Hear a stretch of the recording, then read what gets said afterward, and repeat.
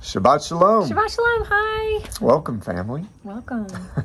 So it's a little different. Yeah. You get to see our face this time, not just a recording or I guess an audio recording. Mm-hmm. Usually we're just recording as we read the Targum on Sabbath or whatever we're reading. Mm-hmm. And so anyways, this time, so it's a little weird, I think. Yeah. But anyways, this time we've been thinking about doing this for a while, where we would kind of just share our story of what Yah has done in our life over the past 4 years, yes, to five to 4 years, and just how he's brought us out of this world and is continually doing so. I think it's looking crazier and crazier as the days go on, of what Yah requires of us. Right. And I think he can't give it to us all at once, right? Because if he did, I think we'd all scream, run away, like, yeah, you know. Yeah. But when he does give it, as he slowly grows you and shows you the things that in this world you have to give up, and you just got to leave it. Right. Coming out of Babylon. Yeah, and sometimes it's easy. Some of the things that he's requiring of us seem easy, and some things seem much more difficult. Yeah. Not seem, they are. Yeah. Because our experience has been, some of the ways that he's pulled us out have been easy, and some of the ways have been very hard, very difficult, very challenging. Mm-hmm. But it's been worth it. Yeah. Yeah. Yeah. Coming out of this world, or coming out of Babylon, is difficult, and coming to Torah is difficult. But there is such freedom in both of those things, and I think that's what he really requires and calls us to do. And he wants us to live in freedom. Yeah. And we were just talking about this morning, how the children of Israel, you know, when they're in the wilderness, I mean, they struggled to leave Egypt, even after they had already left Egypt and saw the mountain. And Yahuah descending upon the mountain, the mountain, it says the mountains leaped like rams. They were actually floating in the Targum. It says they floated up. What? And they were caught on fire. And Yah's voice is screaming from the mountain like a great shofar and like many waters. And they said they were actually begging Moses to tell him to be quiet, because we're going to die if we hear him talk anymore. You know, and they're telling him that. And they see this. They saw the glory of Yah displayed here. And they still desired Egypt. They're still wanted to turn back. Yeah, they were still, like, you know, thirsting in the desert, wishing they had the filet mignon at Egypt and the, you know, the fish and everything else, all this good stuff. The comforts of home, the comforts of the city, the life. Man, we that miss they AC. had. We miss air conditioning, you know? We miss the paycheck. Yeah, exactly. Yeah, they were getting paid in Jasher. Read Jasher, they were getting paid to do their work when they were enslaved. Yeah. And slowly it started, you know, slowly they didn't get paid for their wages daily, and then it went to 2 weeks and, you know, a month. Sounds vaguely familiar. Oh, yeah. We have to wait every 2 weeks to get paid. Actually, I'm a month behind on my paycheck. I really am. I get paid a month later. But anyways, it's just, I think it's, the whole thing was coming, what was I saying? Oh, anyways, what I was saying is that they were still desiring that, and I think we struggle with it. That's us today. Yeah. Even as much as I think Yah has shown us that the ways of this world must be abandoned, it is required of us to leave those things behind. Just like Lot, you know, don't look back. We still look back, and we still, there's things that we still, some of the things that we desire, you know, the easy life, right? The easy road. And even things that we think we're supposed to desire, like Lot's wife, she turned back for her family. Yeah. You know, it wasn't necessarily the possessions. Yeah. It was her. Yeah. Yeah. She turned back because she missed her mom and dad, and she's like, "Oh no, my mom and dad are going to get destroyed." Yeah. You know, but we think, you know, those things we have to hold on to. And what did Yeshua say? Right. You know, said you had to leave everything for him. Yeah. Everything. You have to hate everything to serve him and to follow his ways, which are the Father's ways. Yeah. So I think we've decided to share our testimony in two parts, and all of this is really what you've just said, coming out of Babylon, coming out of her, my people. And coming out of this world. Out of this world. Yeah. And so there's a lot to share. We want to share what's on our heart and let the Spirit lead us in this conversation, but just a part of it is going to be about our life, how we grew up, and the paths that we took as we were raised as children, even to our adulthood. But really, the second part of it, I think, is going to focus more on after the last 4 to 5 years of this journey of this walk out of Babylon, and so it's going to be a couple of different parts. I think it's going to take us that long to get through it all. Yeah, and how we got here. How we got to this land right here. Do you want me to read from Isaiah 48 real quick to kick us off? Yeah, it's an amazing verse. This verse, and I, to be quite honest, didn't fully understand this verse until now, and still learning, obviously. But Isaiah and Jeremiah have become 2 of my favorite books of the prophets to read. But let me begin by reading Isaiah 48:20. Come out of Babel, flee from the Kasdim. Declare this with a voice of singing. Proclaim it.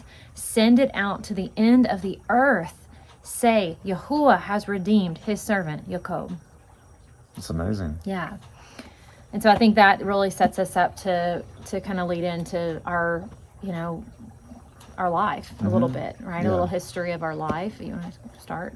Yeah. Well, I mean, I think and that kind of relates to the verse in Revelation. Yeah. What is Revelation? Revelation 18. I can read that real quick.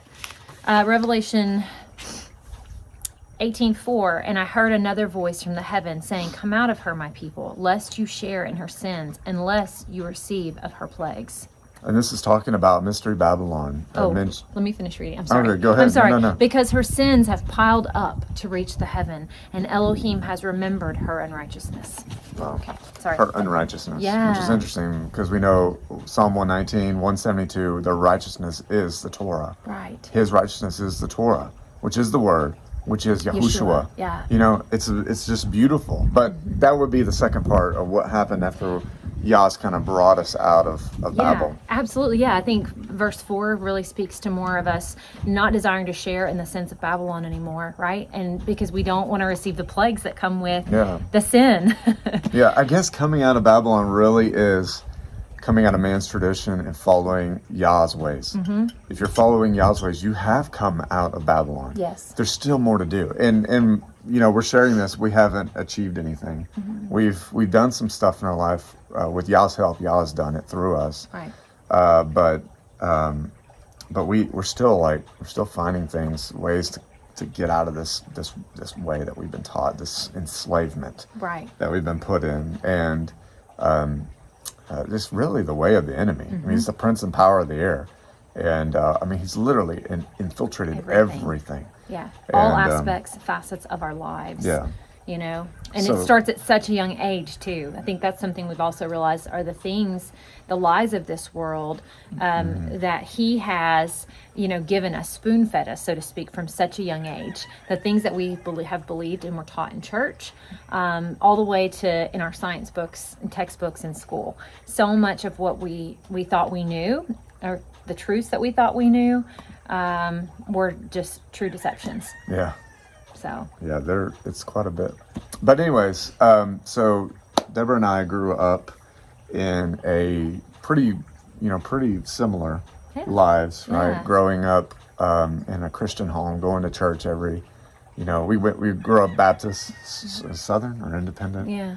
Independent You were Baptist. Southern. I think I was Independent. I think I was Independent too. No, I don't. We weren't speaking in tongues or anything, so I don't know. I think Baptist is kind of...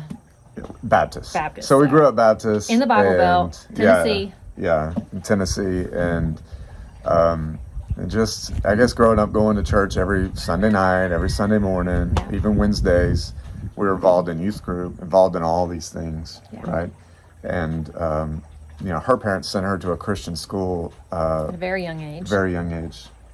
2 or 3. 2 or 3 years old, yeah. Yeah. Mm-hmm. So, we were brought up, and I ended up coming to the same Christian school. My parents put me in that in 6th grade. Yeah. That's when I met her. Yeah? Yeah. We actually dated in 6th grade. Yeah. We were 6th grade sweethearts. We were. So sweet. But, and it took a lifetime to get back together. But seems like it, yeah. Yeah. But anyways, we were raised in this, I guess the perfect way, that you would think you're supposed to be raised here in the United States, and being, raised under a Christian kind of influence. Right. Our whole life. Right. you know. And I mean, we had memorized, you know, we had to always memorize verses for school. We had Bible class. I mean, VBS in the summer, and I had so many Paul verses memorized. Yeah. And so did you. I mean, we knew it. That was your life verse, right? It was Paul. Not that Paul's a bad thing. Yeah, Romans 12:1-2, which is great. Be ye not conformed to this world, but be ye transformed. You know, that's a great. It's a great verse. Segue. Yeah. We planned that, didn't we? We sure did. But anyways, it's just like we were raised in the stereotypical, like, you know, just a Christian house. You know, nothing really horrible happened, I guess, in our lives to make us. I mean, we had things. Yeah. But overall, a good childhood. Yeah. You know, a good upbringing. Good Christian parents. We love our parents. You know, I want to say they did the best they could, but they did the best that they knew how, the way that God led them. And our parents, I would say, equally have had their fair share of life challenges and struggles. Sure. Without going into the details, they just, you know, but they ultimately wanted to raise us differently, I think. Yeah. Especially, you know, my parents. And so I think that's why it was so important that they put me in a Christian school at a young age, and had me in church on Sunday mornings and Sunday nights and Wednesday nights, and involved in all the activities and being plugged in. And it was so important to them, because that is how we were taught to raise our children. Yeah. That's the way that you teach your children, and the way they should go is by putting them in the church and letting the pastor and the Sunday school teacher teach them. And so, even in school, though, where did that come from? I don't know. I'm not sure. I think it's just generational, right? I think it's just generational things, practices that have been passed down, especially where we live. It's not a bad thing. No. But is it truth? Yeah. You know? Is it the way that, you know, I feel when I look back at my childhood, I believe my parents were teaching me all the things, the ways of the world, in a sense, of what not to do, right? Yeah. Don't listen to the rock music. Don't wear pants, wear dresses, wear skirts, which some of this is actually, you know, it's looking back on it, you know, it was really good. It was good. Yeah. It was good sound teaching. And you it know, probably, you know, generational, you said generational, generations before, it came from sound teaching from the word of Elohim. That's right. It came from the Torah.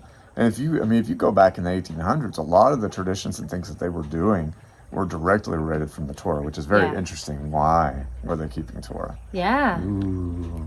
Okay. Anyways, that's something totally different, but it's just incredible. Like there was Torah being taught almost worldwide. Yeah. Back then. But so it's interesting. So some of these things have come from that. Right. And you know, and you think about, you know, scripturally just how that happened, right? How just from generation to generation, people forgot Yah's ways. They forgot his word, and they forgot his ways. They forgot his feast days. And I think over time, it just kind of morphed into this, you know, well, I mean, the Catholic Church. I mean, we're going down a rabbit hole now, but, you know, I think the Catholic Church really, I love rabbit holes, began to, you know, they monopolized, you know, everything, and just basically took control of Yah's word and changed it. Yeah, I mean, Rome was given the ability to be a apostate generation. I mean, it was like literally changed time, seasons, everything. Yeah. Rome changed so much, and it's changed the Sabbath. It's so hard to come out of that. Yeah. And even still, like, we've changed so much, but it's so hard to come out of that and change our lives based on, you know, trying to find out what they changed. Yeah, but so Sunday church seemed right? Sunday church, going to church on Sundays. And, you know, we were reading our Bible. I mean, it's not that, you know, we weren't reading our Bible and doing devotions. I mean, my parents would do nightly devotions with us. And so everything seemed right, even growing up in our teenage years. But I think as we all, maybe not we all, but I think most of us would say have been raised in the church and raised in a Christian school, especially, right? It's like a twofer. You're not only raised, you know, it's not like a public school and a church. It's like a Christian school. You know, it's like you have been. We were constantly, you know, having the word put in front of us. Yeah, trained and taught, you know, to be good Christians and to, you know, and we were saved at a young age. We were both saved and baptized at young ages. And so I think naturally the progression of that walk that we learned and that we were taught was going to erode over time because it wasn't truly founded in the Torah, in the instructions of Yah to keep his commands. Yeah, we were taught to keep the 10, but not really, because really, yeah. I don't even think I really knew what the Sabbath was growing up. I knew what Sunday church was, and that we always, took naps in between Sunday morning and Sunday afternoon service and that sort of I thought you thing. meant took naps during church. We did that too. Probably did that too, if I'm being honest. But I think the course of your life naturally turns into kind of a rebellious behavior. You become rebellious because there are things in the world that you can't have, that your parents, at least my parents, said, don't ever do this, don't ever do that. Yeah. And so, of course, it's like a temptation. You want a taste of that. You want a taste of that life. The foundation was crumbly, and there was no power in it. Yeah. They had a form of righteousness, but denied the power thereof. Yes. It was righteous. There was some righteousness within it. I think there were some churches that were definitely preaching Sure. hell, and fire, there was people brimstone. we knew and grew up with that pastors and stuff that had a very righteous and holy life. Yeah. But there was no power. There was the power. It was power. They were powerless. Yeah. And there's still that bondage to the world and that bondage to sin, Mm-hmm. Even within the church, I think. Yeah. Yeah. So, anyways, Yes. we grew up going in high school. We were still in the same class, very small school. We graduated with 20 people, 20 or so people. But we'd stopped dating just because we were 12 years old. Yeah. I didn't know how to call her, and there's a lot of things. But anyways, we stopped dating, and we graduated. Yeah. And took our own separate paths, as everybody does. In our 20s, we both got married previously. Yeah. And really, and I know you can speak on your life, but Sure. In my life, I was headed down a very dark area, dark path, with addictions, with just my sinful nature. Yeah. And honestly, just my heart, I look back and my heart was so, how do I word this? Like, it was so, like, sinful, but it was so, it looked good on the outside, probably. Yeah, but it was a replica of what the world had taught me. Okay. Like, I look at my heart, and what the decisions I made were based on, and this is going to sound so stupid, okay? I've told you this before, but some of my decisions were based on, like, the show Friends. Yeah, yeah. Or they were based... You let the world TV influence you. They were based on sitcoms or what I saw on MTV or something, or songs or music. They were based on that, and that just showed me how infiltrated it had become. Yeah. And in my 20s, and honestly, people that knew me would probably say, "Oh yeah, he's a good guy. Like he knows Scripture. He says he's a Christian." Yeah. If anyone had a question about being a Christian or Scripture or something, I would be the first to stand up and say something. Right. Because I knew, and I thought I was That was good. part of the upbringing too. Yeah. Being memorization, reading your Bible, knowing Scripture, even though it's New Testament. We knew Scripture. Yeah. And we knew the right answers. You knew the for right, these things. Well, the right answers according to the church. Yeah. We knew these things of what we've been taught. Yeah. And I just had so much sin in my life. Looking back, there was so much transgression in my life, and I was a good person. I really was. It wasn't like I wasn't doing anything. I wasn't doing anything illegal. No drugs. I barely drank at all in my 20s. No drugs, nothing like that. Yeah. And I was you were a good guy. Yeah, I was a good guy. You were a good guy. In fact, people used to call me Nice Guy Jim. There you go. They used to call me that because I was a good guy. But I knew the sin that was in my heart, and the sin that Yah knew. He knew who I was. I didn't even know it then. Yeah. But looking back, I just had gotten in this sinful state. I got married. So you were unequally yoked too. You were actually married to someone in the Catholic faith, right? Yeah. Yeah. Yeah. And they're all one and the same, but at the time, you guys. Anyway, sorry. This is your story. No, I don't care. You can tell it. I don't care. You know it better than I do. No. But anyways, I just I was unequally yoked, and just I don't you can speak for yourself, but I'd see my 20s as just a lost decade.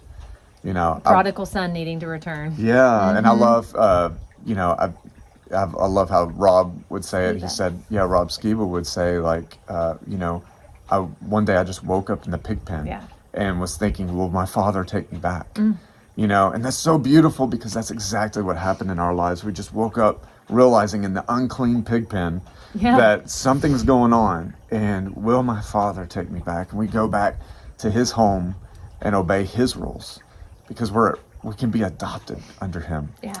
But anyways, Man, it gets me emotional. it was just a wasted decade. Yeah, and I wish really was. We say this all the time, we wish we had gotten to spend our 20s together. Yeah. You know, and seeking Yah and having more babies. Yeah. You know, we have 3, but we wish we had had more when we were younger. Yeah.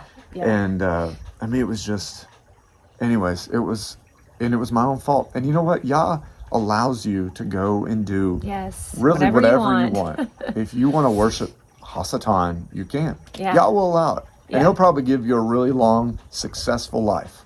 But after that life, it's going to be trouble. Yeah. You know, and following his ways is not necessarily successful in the world's eyes, and it's not necessarily easy. Yeah. It hurts, and you know, you get affliction. Yeah. But anyways, that's off topic. But our 20s, I just, you know, I know we say this all the time, we wish we had spent it together. Yeah. And my 20s were a little, you know, probably different than Jim's, honestly. Mine, you know, I mean, I think on the outside I was considered a good girl. You know, I didn't do anything illegal or, you know, anything like that. I came out of high school and I was working part-time at a retailer, and eventually and going to school, you know, full-time in college, and actually ended up on a fast track into like a full-time career in human resources, and was doing school. I was climbing that ladder. I was climbing that corporate ladder. I kept skipping rungs. I couldn't figure out how to climb the ladder. I tried. That's a good way of putting it. That's a good way you were to climbing the ladder. I was climbing the ladder and, you know, working hard, but at the same time I was definitely falling into a really you know, muddy pit, so to speak. And this was before I was married, you know, and I was, you know, drinking and in multiple, you know, relationships that I shouldn't be in, and unequally yoked with unbelievers and things like that, and just letting a lot of things of the world influence me down a really dark path. And honestly, you know, when I got married very similarly in an unequally yoked state, and it was wrong. The marriage was wrong from the beginning. It was doomed from the beginning, unfortunately. And you know, I think looking back in hindsight, like I'm always thankful, I guess, for the road that Yah led us down, because ultimately it led us back to Him first and foremost. It led us into a place of repentance. He didn't take us out of this world. You know, I remember a pastor once saying in a sermon, you know, if you're not on this path of doing Yah's will and being obedient to Him, like He's going to take you out of it. Like at some point, you know, if you're, you know, the rebellious behavior, it can only last for so long. You could have a successful life, but it may be so bad that God's like, you're not doing anything for me. I'm taking you out. Yah's so merciful there. He's so merciful. You see, like, people just that absolutely hate His ways, and they're successful. Yeah. And their life is long, and doesn't seem to be many hardships. Yeah. We didn't have hardship. Well, and we'll get to that. You know, I don't think that we had. Easy. I don't think that we've had many hardships until coming to Torah, and so that'll most likely be in the second part of this video. But yeah, you know, I'm thankful for my 20s in a way, but I'm also very ashamed and remorseful and regretful. There's so many things. I get emotional because I've come to a place of just seeing how wretched of a sinner I really was. And I was saved. And I was still going to church at that time, you know. And I was still, you know, even to my parents, looked like I was doing all the right things. But Yah knew my heart. And Yah knew my thoughts. And Yah knew my ways. And He knew how, you know, He knew how much I needed to be rescued. And I didn't even see it at the time. And how do you even look at yourself without a law or a Torah or a standard to judge yourself by? How do you look back at yourself and say, man, just like you're saying, man, I was such a sinner. But how do you even know that? Yeah. And honestly, since we've came to Torah, that's the only way we've been able to look back and say, whoa, I have really royally messed up in my life. Yeah, I think it's also one of those things where in your 20s, or when you're in that season of life where it's just sin upon sin, when you know that you've done something bad, you're like, oh God, please forgive me. And then you move on, right? Because you know that at the end of the day, you know, I'm saved, and I'm saved by the grace and by the blood of Jesus. And that's awesome. But you still don't turn back from that sin. You continue on in that sin, and you continue on in that sin. And that's what our 20s was. I mean, even in our 30s. I mean, I'm not saying that we have mastered that, but we now know what the standard is. We now know what the rule book is. And that looks, our sins look, they look different to us. I look at that time in my life, I'm like, I would never go back. I would never do that again. I know how wrong it was, and I know what Yah says about it in his instruction, in his Torah, and I want to forsake that. Like, I don't ever want to be in that position, in that place again, Yeah. Imagine playing like football or basketball or something and not knowing the rules, like not having the rule book and knowing what I'm supposed to even do. Yeah. Like, you have no idea, and you're just going out trying to figure it out on your own. Yeah. And my goodness, giving the Torah, giving the instructions of Yahuah, when you see that, we've carried it around with us our whole life. Yeah. We've had it right by our side, right here, like just, walking to school. It. Yes. And we never opened it up, cracked this thing open and read it. It's the word of life. It's the sword. Yeah. It's beautiful. Yeah, we truly depended on, I think, our Sunday school teachers, our school teachers, somewhat, our parents, and our pastors primarily, to teach us how to live a Christian life. Yeah. I would, right? I mean, you would say that too, I think. Like, if I was actually reading this and believing every single word that Yah wrote what he wrote, I mean, my goodness, it's just I'd be a different person then, but anyway, so we had like 30 years of indoctrination. Yes. Not necessarily, not all of it was bad, but most of it was probably bad. Mm-hmm. And I guess when we both got divorced when we were 30 or 29. 29 when we both got divorced, and and we didn't cause each other's divorces. It just to be clear, the way, just honestly, it could only have been orchestrated by Yah. I mean, and there's a whole thing about divorce, and I do think that our divorces were acceptable, right? When you say that, before Yah's eyes, especially now. I wouldn't have said that then, but the more I've studied, and Adam Fink, Parable of a Vineyard, did a really good study, right? Remember that? On divorce. Yeah. Anyway, sorry. That's neither here nor there, but I don't know why I feel like I need to say it. I'm divorced, but I'm justified. I shouldn't even say that. But, well, I mean, I guess divorce still isn't good. No, it's not. And we sinned. Yeah. And it was a product of our sin, our divorce. And, but, thank goodness that Yah sees us in our sinful state and still tries to pull us out. Yes. And so anyways, we both went through a divorce, had no idea each of us were going through a divorce. My friend was going through a divorce at the same time. Yeah. And his divorce, he came to me and said, "Hey, did you know they put your divorce in the paper?" And I said, I had no idea. And so he's like, "Look at mine. Mine's in the paper." And I framed mine. Yeah. So I look at it. I'm like, "Oh, there's his name." And I look right underneath his name. The very next name is Deborah. It's her name, and saying she's getting a divorce. Winner, chicken dinner. Yeah, and I mean, we're just a bunch of, divorcees, hanging out. But I just like... feeling like failures, for sure. And I just saw her name, and I immediately knew I had to get a hold of her, And I was like, I've got to reach out and find her. And, and eventually I did get a hold of you through social media, and... which I hate social media, even though we're on it. I can't stand it. But but anyways, we did. It was used for a good purpose at that time, because you found me through it. Yeah. Sure. And and there's so many little things that Yah was just like, we went on 3 dates, and I told one of my good friends, I said, I'm going to marry her. Like, it's done. Like, I'm marrying this girl. Mm-hmm. Because I just knew, I knew it. That's who Yah had, not destined. Yah had, desired for you to be with, to be your helpmate. Yeah, I call her cuz, because we finish each other's sentences, we say the same thing all the time. It's like she's my cousin, even though it's disgusting. But it's weird, but it's like we're just, Yah put us together, and it's incredible. And I mean, he's the one that I fell in love with when I was 12 years old. He's the one that I had my first butterflies towards, he's the one that, like, I went to homecoming with twice and fell in love with twice, and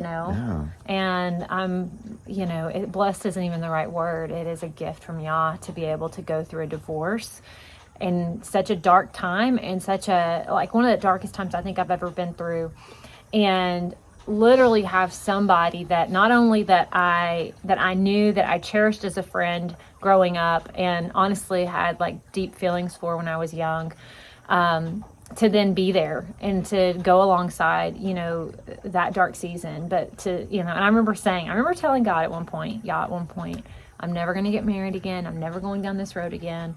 I'm done. I'll be a spinster. I will serve you. And I will, I was a spinster, right? Spinster, single, right. By myself, alone. Yeah. Then a month later. And then probably about a month later, maybe, I get that message from you, and it was just, it could not have been more Yah, Yah given, and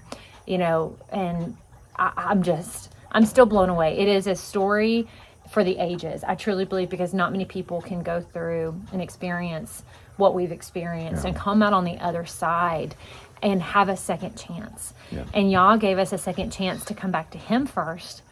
And then he wanted us to come back to him together, because he knew that we both needed to be rescued from the pig pen.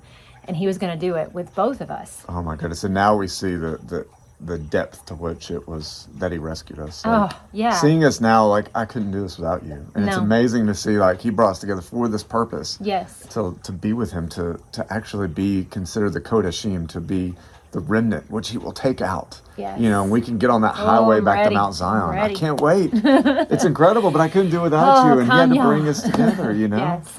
And, but anyways. So we got married. We got married. We started dating a year later. We got married. Yep.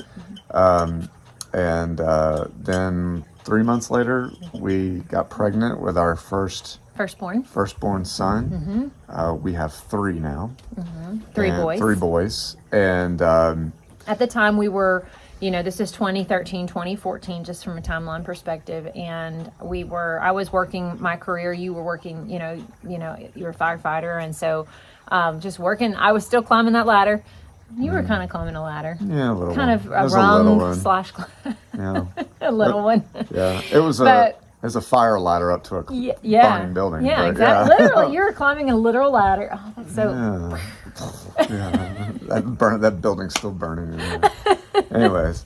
Oh my goodness. Anyway, so we were, just living the good life. I guess that's going on vacation. We could afford anything. Yeah, we could. We had a nice vehicles. Cars. We bought a beautiful home, brick and ivy, 1940s house. Loved it. It was beautiful. Yeah. We loved it. It had soul. It was just it was an amazing house. Yeah. I'll never forget walking through that home. We were living in an apartment, married, pregnant with our firstborn, and walking through that home and just like knowing, like, this is it, and that's, I think, what I said. This is it. Like, I want this home. And it was amazing. We moved in 2 weeks before I gave birth to our firstborn. And it was under contract with someone else, and we prayed about it, and Yah ended up giving it to us. Yeah. But I mean, Yah was still working in our life. Oh yeah. And even though we were kind of following. We were going to church, but it wasn't like we were following him according to how we had grown up. Exactly. Yeah. And so, we had our firstborn in 2014, our secondborn in 2015, and I was working in a very significant leadership role at the company I was working for. It was a lot of responsibility. It was also a lot of stress. And so it was just becoming, where the work-life balance wasn't there. Yeah. And work was it was like work and life.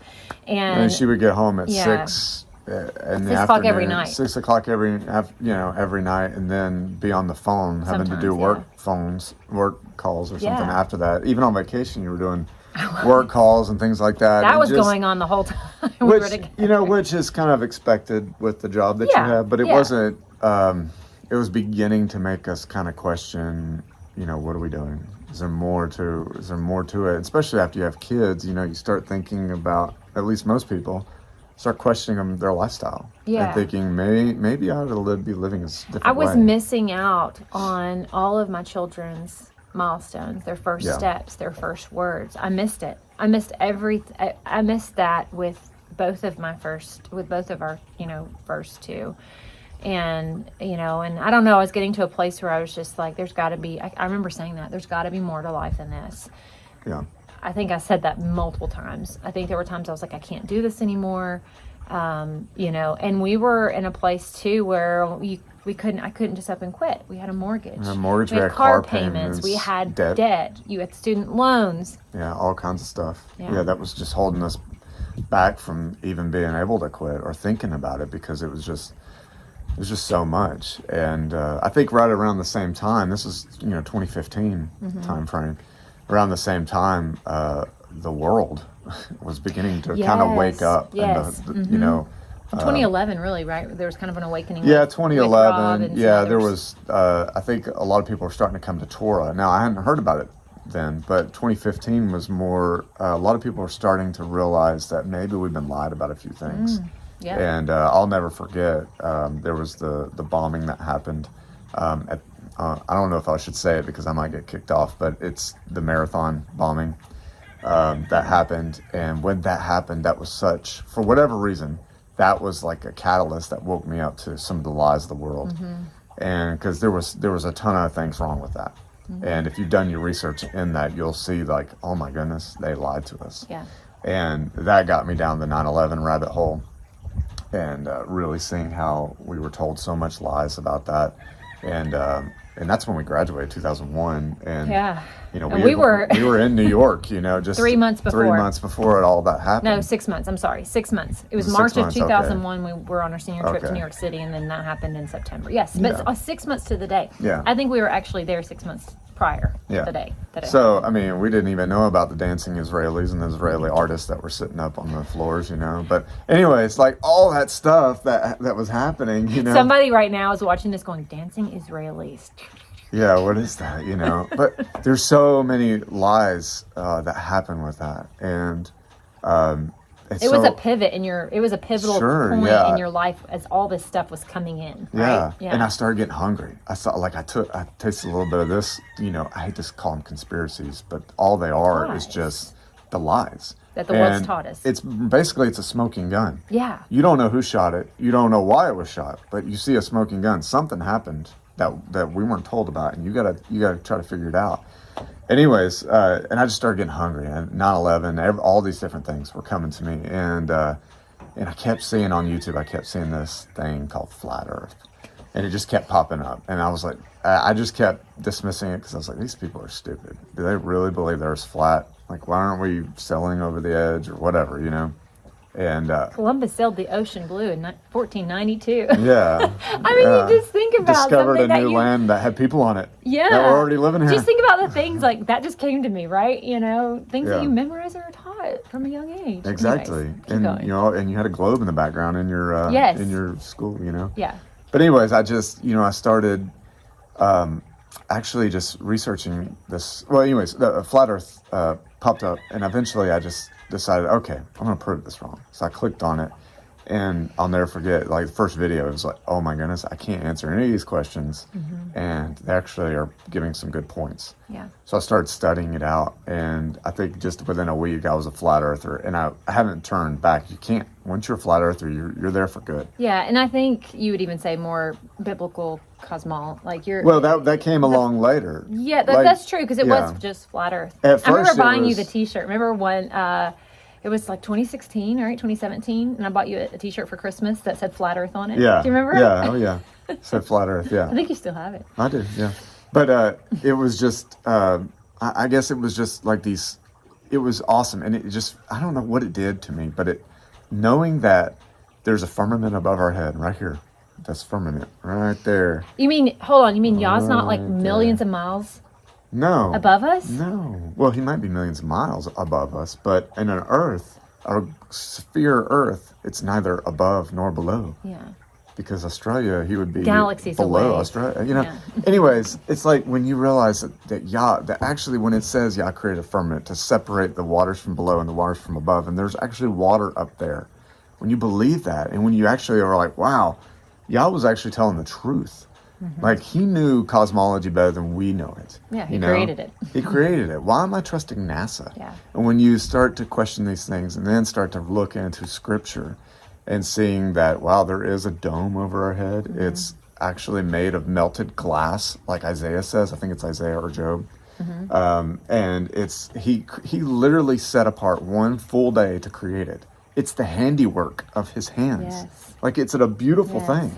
And what better thing for Satan to just destroy and make his own?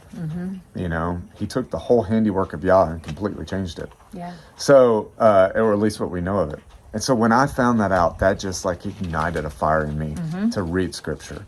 And that fire has not gone out. It's amazing, because we used to go to church and we would get ignited and feel like, oh my goodness, let's do this. Let's live for Yah. Let's do something, or live for God at the time. Yeah. It was such a good sermon. I mean, there were times where the sermons were really good. Yeah. Really good sermon. Let's live for Jesus. Let's do it. And then literally Monday would come around and we're done. Yeah. We were totally back. That fire had just gone out. And I always felt that. And I was like, oh, okay, this is the way life is supposed to be. But I'm telling you, as soon as I recognize scriptural cosmology, what Yah calls his creation and how he created it, and started getting rid of all the lies of the world, and started coming to the knowledge of the truth and scriptural truth. Right. That changed my life. And this is 5 years ago, and this is not like bragging or anything, but it was like I was ignited. It hasn't been put out. Yeah, the fire There's hasn't a left. fire like burning in me. I can feel it. Yeah. Like, even talking about it, I'm getting excited, just like, because it's amazing. Yeah. And It's he really incredible. gave you during that time too.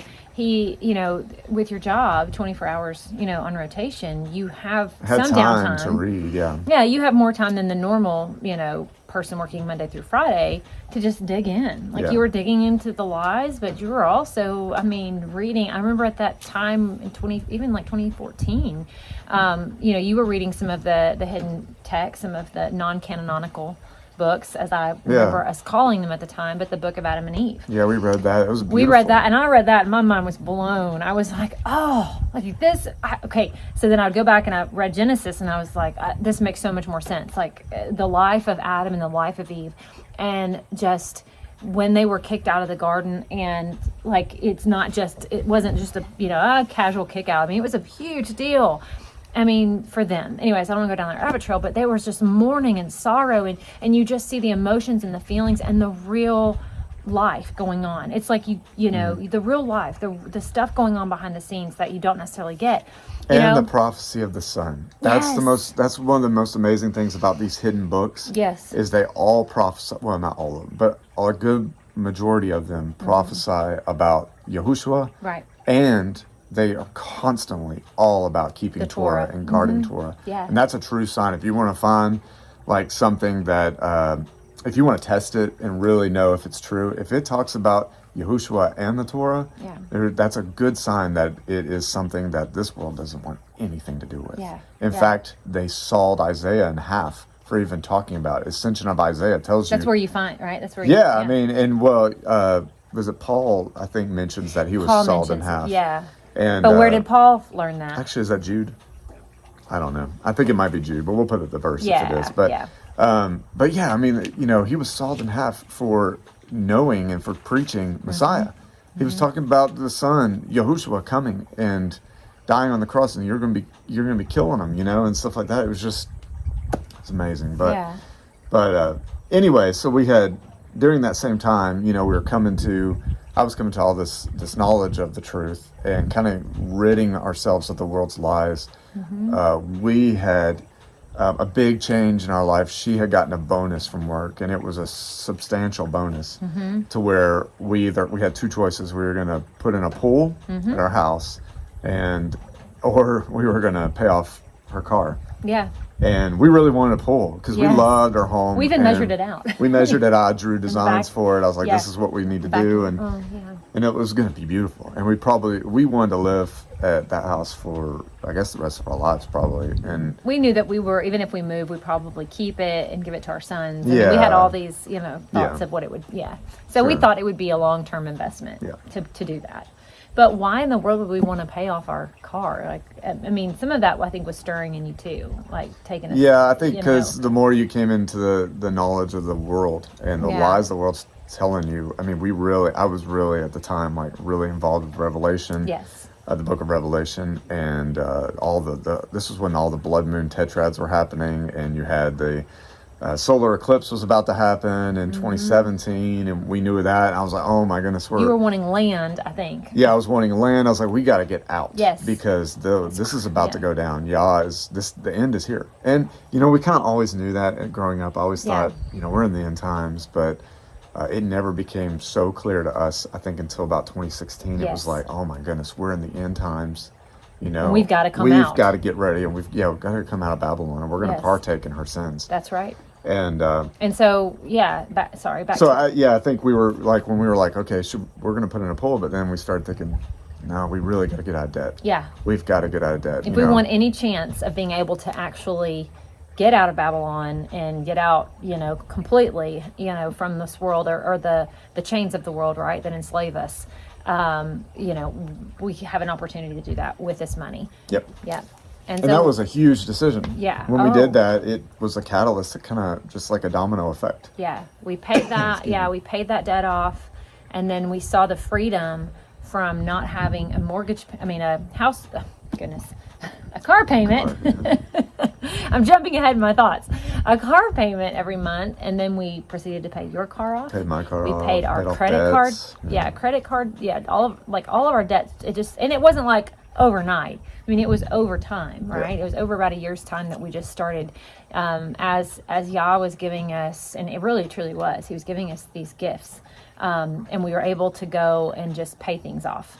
And at the same time, I had read some minimalist book. Yeah. And so I was obsessed with being a minimalist. Yeah, I was like, I'm getting rid of all my clothes. And I got rid of a lot. And I think you started getting rid of a lot. Yeah, we realized, goodness, we had so much. Yeah, it was so just much like stuff. The materialism was like up to here. It was insane. I mean, when you first met me, anybody that knows me now, has hung around to know me now, and knew me then, knew how obsessed I was with materialism and obsessed with the lust of the flesh, like 100%. 2 closets worth of shoes, clothes. That's who you knew me. And I love shoes too. I loved Air Jordans. I had like 30 pairs. I almost called them those Michael Jordan shoes. Michael Jordan and Air Jordan shoes. Yeah, I had like 30 pairs at one point, and it was just so ridiculous, And we just got to the point where we were just purging everything. And then we went through our DVDs. Yep. We got all our DVDs, and we had probably like 50, maybe 75 DVDs. Yeah. I don't know. Nothing, just collected them over time. Yeah, and nothing really bad, but we had rated R film. We had DVDs that were rated R. Yeah. Yeah. Yeah, because you had The Godfather in there. You had, older movies. And I do like The Godfather, but I haven't seen it in not since you got rid of it. 5 years, at least. 6 years. But we weren't even Torah then. But there was something right in us that was saying something. We got to make changes. Something specifically though about movies, and I wish I had written this down in a journal or really understood why something woke us up about just the blasphemy and the words that blaspheme Yah's name without saying it or even abbreviating it. And somewhere along the lines, we realized that is not okay to be said or to be heard of in our house. In our house, regardless of the fact that we're not saying it.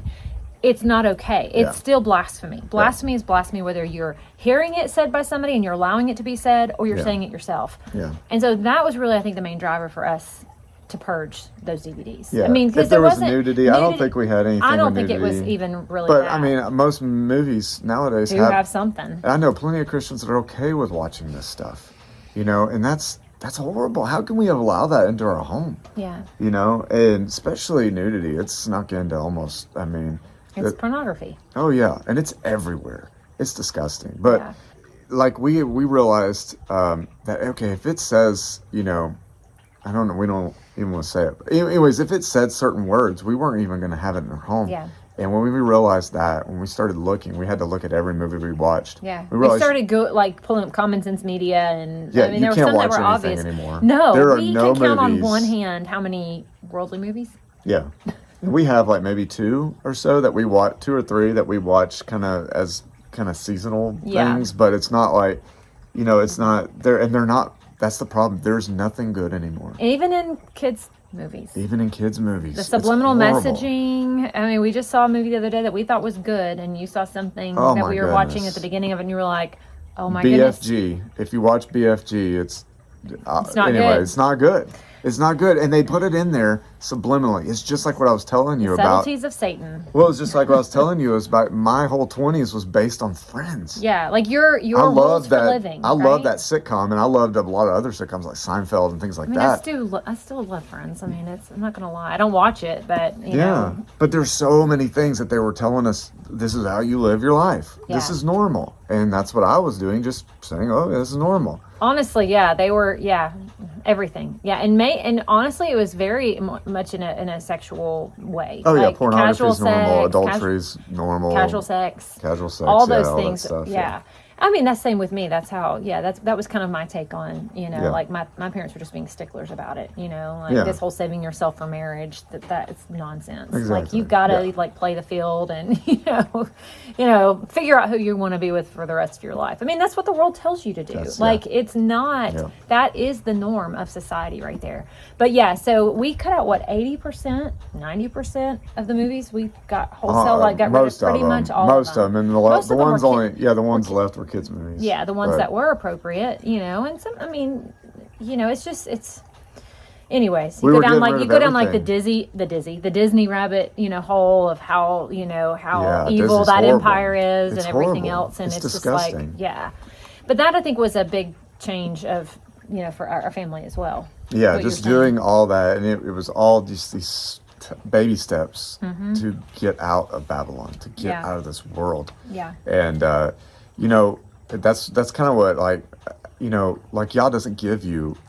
He doesn't give it to you all at once because you can't handle it. Yeah. Unfortunately, we can't just say, nope, I'm quitting everything. I'm going to serve Yah. Mm-hmm. Some people can, and some people did, and there's books written about them. Yeah. But us, we're just babies, and we struggled. Even coming to Sabbath and little things like that, we struggled getting rid of Babylon. Yeah. And getting rid of the indoctrination that we have been given. Yeah. And so I think the biggest thing after that was we desired, after we started paying off debts and stuff, we desired to have no mortgage. And we desired for her to be able to quit her job. You wanted to be home with the boys more and with our family more. And I wanted you home. Yeah. And so we started looking at options. And at the same time, we're looking for land. We actually did purchase some land in 2017. We found this land right here.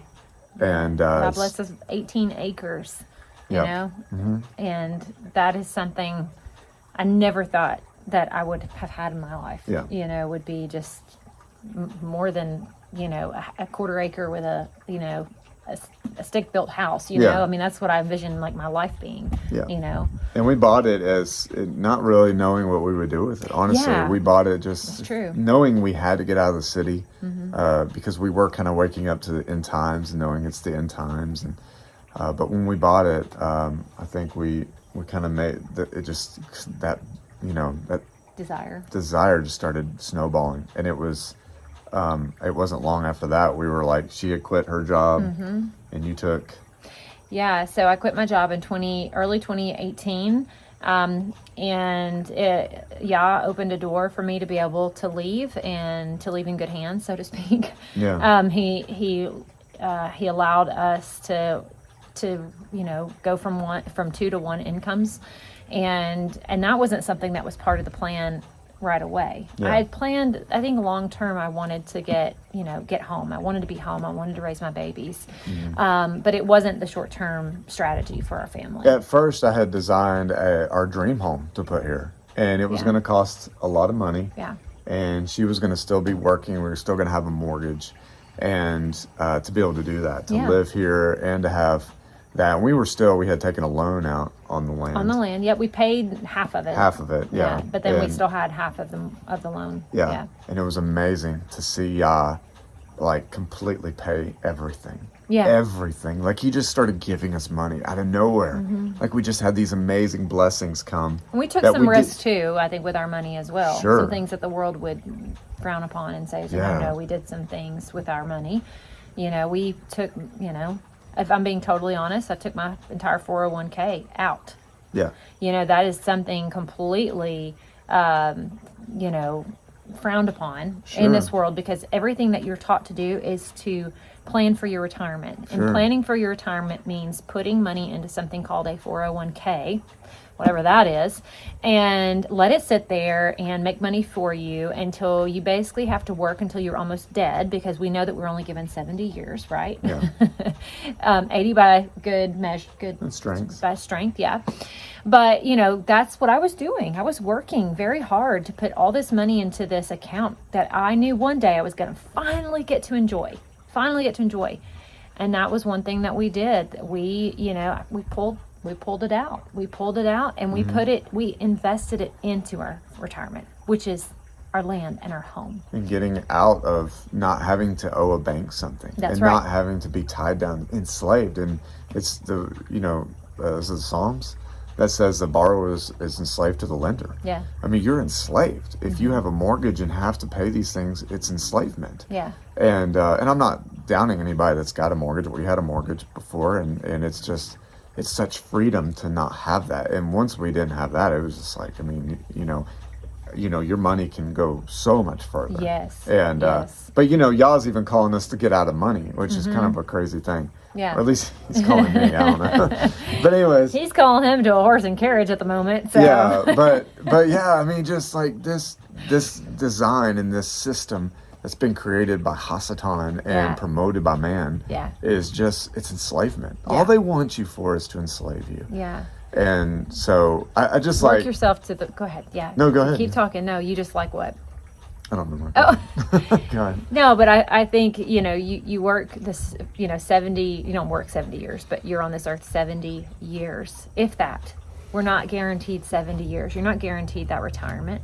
You're not guaranteed, that time that you finally get to yourself after working so hard and being enslaved to a system that you're told, you're supposed to work Monday through Friday and then you get 2 days off. No, I mean, Yah calls us to work 6 days, which is actually, Sunday through Friday, and then you take the 7th day off, which is Saturday. And it's so backwards. Even the way we're supposed to approach our lives and how we're supposed to raise our families, everything is so, is such a deception and is such a counterfeit to what Yah has called us to do and how He's called us to live and how He's called us to teach our children. Sure. And and all praise to the Most High for giving us the opportunity to exit Babylon, to flee Egypt. I truly feel like a sojourner right now. Yeah. And that's what Moshe did. Yeah. They fled, they left Egypt. They were sojourners. They were dwelling in tents, and they were, in the wilderness for 40 years. And I believe we're in the wilderness. Yeah. I still think we're in the wilderness. And as much freedom as we do have from the world, oh man, the freedom that we're getting from Torah and that we have in Torah is so much greater. Yeah. So it's almost like the same thing, the lies of the world leading you to the truth of Yah's word. The bondage. Coming out of the lies of the world, Yeah, you're coming right. out of the bondage of the world will lead you to the freedom of the Torah. Yeah. Yeah. Or it It's has amazing. us. It has us. So. Ooh, I got chills. Sorry. So, I don't care. But He can't handle me sometimes. No, I can. But so, anyways, just getting us You can't back on. your neck. What? Yeah. He's hurt his neck, and so, I slept wrong last night. And I know, but you're turning, and so I want to massage your neck. I feel bad for you. So, anyways, just getting us back on track. Okay. Yes. We are going to stop this at some point, so we can pick up part 2. Yeah, we're almost done. Yeah. So just hold on. So we designed a dream house. Oh yeah. Here, and but it ended up we would have a mortgage. We even got a builder to kind of see how much it would cost, and we were going to have a mortgage still, and still owe on the land, and you would still be at work. Yeah. And we ended up just, I don't know why, but at some point I was just like, why don't I build it? Yeah. Why don't I build our house? You did. Yeah. And so we redesigned it and decided, let's build a garage and let's live in the garage. And then maybe later on we can build the house we really wanted to build. Yeah. So I was like, okay, I'll build a garage we can live in it. So I just started it. I have never built anything in my entire life. And I don't know why, Yah put that upon me or wanted me to. But we went in and built this home. Yep. And we're still building it, you know. Right. There's still things that we're still trying to work on, you know, and trying to finish. 4 years later, yeah. 4 years later, and but it's been a home for our family that we don't owe anything on. We don't have a mortgage. We own our land, and that's not at all a boastful statement. But No. it's amazing what Yah did. We wanted that, and Yah gave it to us. It was a step of faith. I mean, he was calling us, and he was confirming our steps along the way, and we were seeing that for what it was. We were, you know, Proverbs 6:23, I think, says, "As a man devises a plan, so Yahuah directs his steps." Right? 6:23 is the lamp unto No, our feet. I knew I would get that wrong. As soon as I said 6:23, I was like, "That's not But right." that's an amazing I verse think because the it's- Torah is light. The Torah is light. No, so beautiful, it's but- Proverbs 16:9. See, that's what's always in my mind, and that's if you have listened to any of our recordings, they've mostly been on Genesis Targums, but we always talk about the Torah because it is the meditation of our heart. It is constantly on our mind, and Psalms I can't. 1. It's amazing. Yeah. Meditation of our heart, day and night. We Yeah. talk about it and think about it. I can't help it. I'm going to find it because this is just who I am. I believe it's Proverbs. Yeah, it's Proverbs 16:9, not Proverbs 6:23. That's fine. But it says, "A man's heart plans his way, but Yahuah establishes the steps." And so we had a way, we had a plan, and Yah was establishing our steps in between, you know, and through that plan. And when I quit my job, we knew we had to sell our house, right? We decided we got to sell the house. We got to sell, you know, get out of debt, get out of that mortgage situation. And we were going to put it on the market. But as I just said, Yah gave us a family. He literally put someone in our path who reached out to us and asked us if we would be Someone interested messaged her in, on Instagram. Yeah, said, asking "Hey, if can we have would be. your house?" Yeah, we have walked by your house before. We love it. It's beautiful. And if you ever decide to sell it, please consider us first. And I was like, what? Never had to put it on the market. And we gave it to a family that, you know, just it felt right. It was right. And it was meant to be. Yeah. You know, and again, but y'all confirming our steps and confirming those steps of faith. I mean, me quitting my job was, I'm kind of, I look in hindsight and I'm like, oh, it was no big deal. At the time, it was a huge deal to quit my job, to quit the career, People to quit. thought you were crazy. People told me. I had people actually tell me I was crazy. People told me she was crazy. They did. I brought in more income, you know, in our relationship, in our marriage. I mean, it just, you know, that's where I was in my career, and you know, Yah blessed me with, you know, just having, you know, a good career, and it honestly allowed us and afforded us the ability, and he gave us the means to be able to go and build our house and have this land. But it was hard to quit. It was one of the hardest things ever to quit and say, okay, we're going to depend on, you know, my husband's one paycheck, and depend on me never building anything in my then go life build a home. and building a home. yeah, There was a lot of I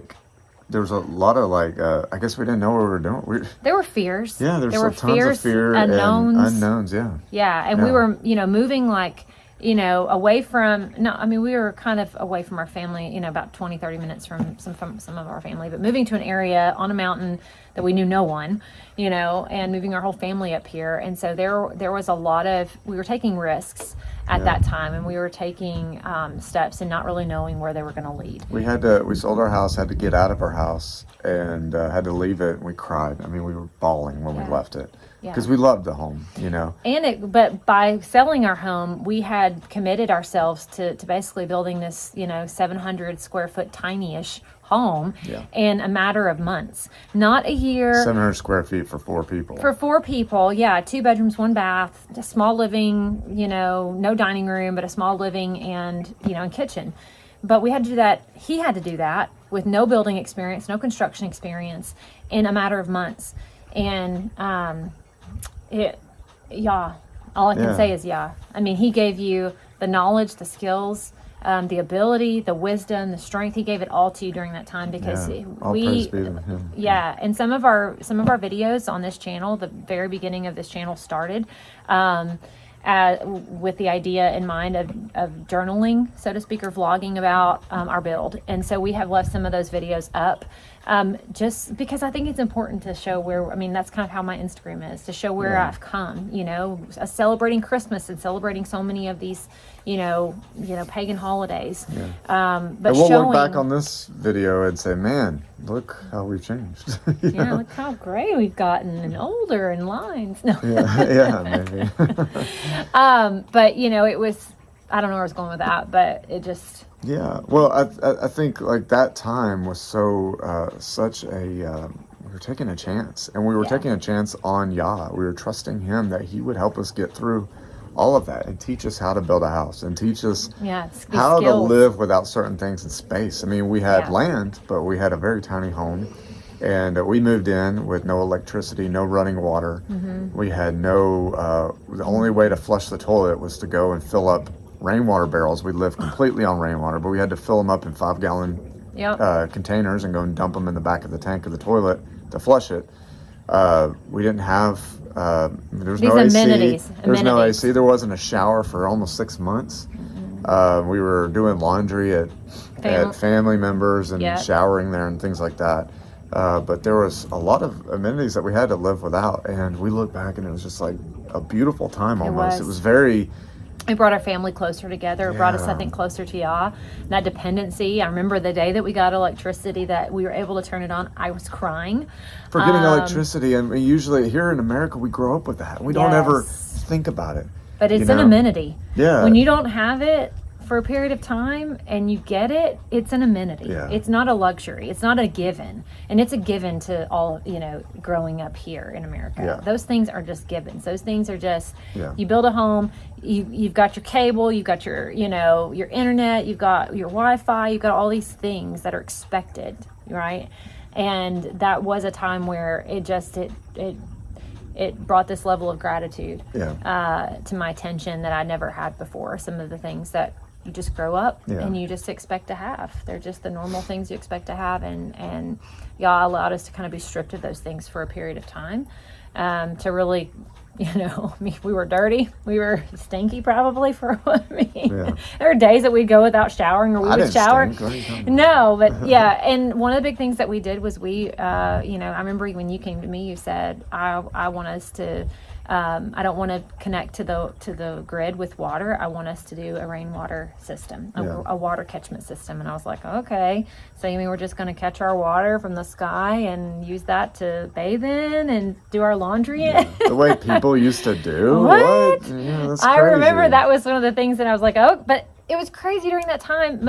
Like old me would have said, we need to hook ourselves up to that, you know, system out there, because I mean, what if we run dry? You know, what if we run into a drought situation? What if?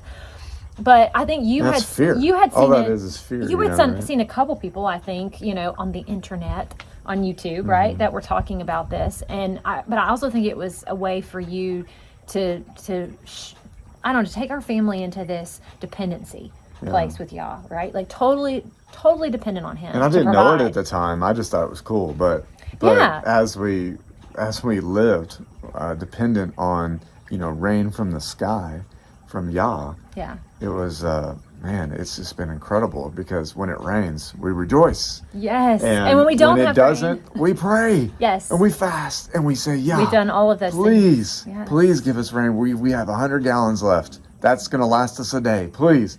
And guess what happens? A storm literally comes out of nowhere and fills our barrels up. It's happened multiple times. It has. We were actually low this year. Yeah. And we prayed and we fasted. Yes. And we got rain. And He filled it up completely. They're full right now. It was lowest. It was the lowest, I think, right? Lowest we've ever had to deal with it. I think when we first moved up, Yah gave us, the first year was so easy. It rained so much and we were constantly overflowing. We never worried about rain the first year. Yeah. Never. But it was amazing just having that on your mind, you know, having to depend on Yah and not on the system of man. And it's just got us thinking and got us like hungry for more. What else can we do? I want more. I want to depend on Him. Yeah, what's next? I want to depend on Him more. You know, I'm you know, we're going to buy a horse and buggy, and we're going to. It's just an inevitable, you know. And so it's like, I want to depend on Him more, you know, so. Yeah. Yeah. So I mean, I'm kind of kidding, but kind of not. And it's taken us, this home that we built, it was not finished in the first year or even the second year. I mean, we've worked to, and I say we, you have really worked to build this home over the years. And when we got pregnant with our youngest, I don't know if this is going to go into our second one or not, but we got pregnant with our youngest, we kind of ran out. We figured we didn't have enough space. Yeah, we had to put an add-on. So we don't have to go into the details of that, but we ended up doing an add-on. So we had one house, and then we took and built another house and attached them. Yeah. Because that's just what we do. Yeah. So we do those things that people are like, it looks really good. It's kind of odd looking, but it actually is a really cool home. I think it's a beautiful home. Yeah. Yeah. But okay, so Sorry. Oh, you're fine. Okay, so to kind of just, I guess, kind of end the video and segue to the next video, this was kind of our coming out of Babylon story and how we came to the knowledge of all the lies of this world. Yeah. Maybe not all the lies, but the physical removal. Yeah. Yeah, the physical removal. First, I guess, mental removal of all the lies. Yeah. And then kind of a physical removal of coming out of, this enslavement that the world has you in. Yeah. And that Babylon, this world power, has you in. And what was I going to say? Well, that was part one. What we've done is part one, and then part two is really going to be more spiritually coming out, I think, right? Coming out of Babylon spiritually and out of the doctrines of the church, the doctrines of man, the traditions of man, and how our journey really took a turn a few years ago, back to Yah's ways. And there's a lot to say there. So I think it's why we want it to be, in two parts, because... Well, just to give you just a preview of what happened as I was building, if you look at some of the older videos, we were trying to give Yah the glory on everything. And we were seriously, especially on the later videos, seriously seeking Yah's, seriously seeking His blessings, and we were trusting in Him. And as we did that, I was reading really in depth in Scripture and just reading. And Yah He gave me that hunger and that fire to want to know the truth in His Word. Yeah. And I began to come to the knowledge of the Sabbath. Which is so simple. It's one of the 10 Commandments. It's the only one He told us to remember because He knew we'd forget it. And I had lived my whole life without keeping the Sabbath scripturally in truth, the way that it says. Right. And so just a little preview for our next story and how we came to the knowledge of the truth and how we came to Torah and came out of the traditions of man. Yeah. We started keeping Sabbath while we were building, and we had a very strict time schedule. I had to finish the house because we had to leave out of our home in just a few months, and I started keeping Sabbath, which took a work day away from us. Yeah. And it was hard. It was very hard. Yeah. So hard, in fact, I got home and was trying to keep it and wanted to break it and wanted to go outside and start working. Yeah. And first thing I did, I put my hand into some ivy to clear it out from the house we were about to sell, and some hornets lit me up. They all came. I put my hand right into a hornet's nest. And and I'll never forget it. It was like, to me, that was a sign. That's all I needed was Yah to say, hey, don't break my Sabbath. He was chastening you. Yeah, don't profane my Sabbath. Yeah, that's it. Ezekiel. Yeah. And 7. Yeah. Thank you. And so that was like a huge catalyst. Keeping the Sabbath was like a huge catalyst to our next adventure in our life. And I don't know if it's adventure, but it's really it's truth. Psalm 119, 142, thy Torah is truth, thy righteousness is an everlasting righteousness, and thy Torah is truth. The Torah is the truth.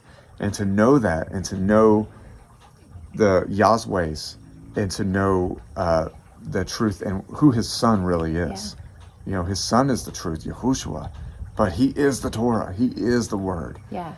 And I think we would have said that we were on the narrow path, right? As Scripture tells us, like we were on the narrow path, especially coming well, in Christianity, you think you're on the narrow path, but especially with us coming out of the world and coming out of the city, fleeing the city and fleeing to the mountains, I think we thought we were on this narrow path. Yeah, still in Christianity. Still in Christianity, still going to church, but keeping Sabbath, right? One foot in the church, but also dipping our toe into, something's going on here. Yeah, this weird thing called the Father's ways. And it's weird. Yeah, but that just made me think of when you were keeping Sabbath. I remember us leaving one day, I think when we were up here together just visiting the land, and we were going back to our old house, and I remember seeing this article from Andy Stanley where it was right around the time when they were removing the 10 Commandments from the courthouses and all of these like government buildings, and he was basically chastising the Christians, the Christian community, saying, why is everybody getting up in arms about the 10 Commandments being removed? We're not even supposed to be keeping them. We're not under the law. We're not under the law. And I remember reading this article and asking you about it, and we were both kind of like, I don't know. I don't really know. Because at first you're like, whoa, we should be keeping 10 Commandments. But then when you start thinking about what you've been taught, like, well, but why? Yeah. It's the old covenant. Yeah. We're under the new covenant. New covenant has nothing to do with Torah. That's right. Especially not written on your heart. But there were so many things popping up around the same time as we were building and as we were getting ready to leave our old life, right? Leave this old life, leave this old way of doing life and turning to this new path that Yah was like slowly stirring in us, like, and allowing us to see things, I think with fresh eyes, and allowing us to see things because of the ways that he'd already pulled us out. It was just almost easy for us to see some of the other, like to start questioning other things. Yeah, and once you realize you've been lied to, don't you want to know the truth? Yep. Don't you want to know what the truth is? Yes. So you don't get lied to again. Yes. I don't know about you. I don't want to be deceived. Yeah. And the Sabbath was like, it was turning point. the turning point for us. Yeah. And it was beautiful. And it was hard at first. So hard to submit. Yeah. And so hard to become as little children and obey our Father. Obey our Father, yeah, because we were rebellious children that had just woken up in the pig pen. Yeah. And we were beginning to wake up in that pig pen, and we were like, it's not so bad, you know. And as we woke up and we came to Sabbath, it was hard at first, but once we let go of our own desires and really tried not to profane it and really made it about Yah, because it's His day, and really, saw it as, it says it's a sign between us and Him that we know Him. Yeah. It's our way that we know Him, and it's beautiful. And that was like the catalyst that changed everything. Yes, it was. And so we'll talk about that on the next part 2 of coming out of Babylon and coming back to the Torah. Yeah, coming back to Yah's ways. Yeah. Yeah. Absolutely. So I hope you enjoyed it. I hope you got something out of it. Whoever's listening to this. Yeah. And our story isn't, special by any means, but so many people. But it's a lot of people have gone through the exact same thing. But it's what Yah has done in our life, and it's incredible. And it's life changing. It's life changing. And if you haven't seen His ways and seen His way for every man, it's the whole duty of man to fear Elohim and keep His commandments. Yes. If you haven't done that, please look into it. Please test what we're saying. Yes. Because all I had to do was test it once. Yeah. And I realized I was wrong. I had been deceived. Right, yeah. And start with the beginning of the book. Yeah. Start with the beginning. Start with Genesis 1, because that's where you'll start to see the truth of Yah's creation. And you will see how special it is and how beautiful it is and what it really looks like. And I think your eyes will be opened, and just keep reading. Even through the boring books, I think you'll see that they're not so boring. And they're beautiful. They're my favorite now. Yeah, but start there. Don't start in Matthew. Don't start in the Gospels or in the newer writings. Start with the very beginning, because that's what it says, in the beginning. So there's a reason why it's there. Yeah. So. All right. Shabbat shalom. Have a good day.